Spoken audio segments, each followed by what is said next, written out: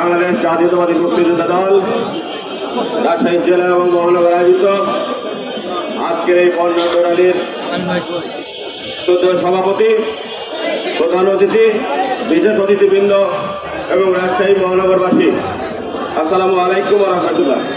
উপস্থিত নেতৃবৃন্দ, আপনারা জানেন 1971 সালে শহীদ রাষ্ট্রপতি জিয়াউর রহমানের স্বাধীনতা ঘোষণার মধ্য দিয়ে দীর্ঘ 9 মাস সশস্ত্র যুদ্ধ করে বিগত 71 সালের 16 ডিসেম্বরে বিজয় অর্জন করেছিল জাতি। সেই দিন যারা আত্মসমর্পণ করেছিল, সেই দিন যারা ভারতে পালাই গিয়েছিল, তারা বাংলাদেশের মানুষের উপরে আবারও ষড়যন্ত্রের মধ্য দিয়ে 15টি বছর জগদ্দল পাথরের মতো মানুষের বুকের উপরে চেপেছিল। সেটি হচ্ছে যারা এদেশের মানুষকে গুম করেছে, বাংলাদেশের প্রত্যেকটি সেক্টরকে ধ্বংস করে দিয়েছে।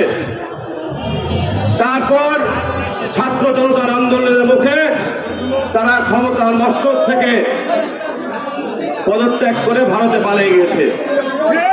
এখনো তাদের প্রেতাত্মারা যারা এই দেশে মানুষের সম্পদ লুণ্ঠন করেছেন, তারা মাঝে মাঝে উটুস ফুটুস করছেন।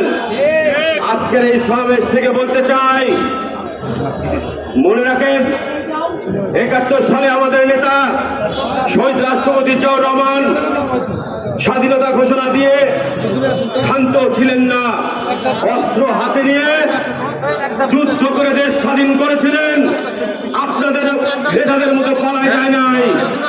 ঠিক একইভাবে ছাত্র জনতাকে সাথে নিয়ে গত 5ই আগস্ট আমরা ছাত্র জনতা পুনরায় শেখ হাসিনাকে ক্ষমতাচ্যুত করেছে। অতীত ইতিহাস থেকে বর্তমান পর্যন্ত আন্দোলন করে মাঠে থেকে বিজয় অর্জন করা আমাদের অভ্যাসে পরিণত হয়েছে। আমাদেরকে আঙ্গুল দেখে লাভ নাই। তাই বলতে চাই, ইতিমধ্যে যারা সে সকল প্রেতাত্মাদের সাথে আঘাত করে বিএনপির বিভিন্ন কমিটিতে অবস্থান করেছেন, তাদের নামে অতীতে কোনো মামলা নাই, অতীতে তাদেরকে পুলিশ হয়রানি করে নাই, তাদেরকে হুঁশিয়ার উচ্চারণ করে বলতে চাই, বাড়ির ছাদে সাংবাদিককে ভাড়া করে নিয়েছে, দু একটি কথা বললেই সমাধান হয় না। সমাধান রাজপথে জনগণের সাথে থেকে করতে হয়। আয়নায় নিজের চেহারাটা দেখুন, দেখবেন চেহারার উপরে লেখা আছে। আর চেহারা দেখুন, চাঁদাবাজকে দেখতে পাবেন,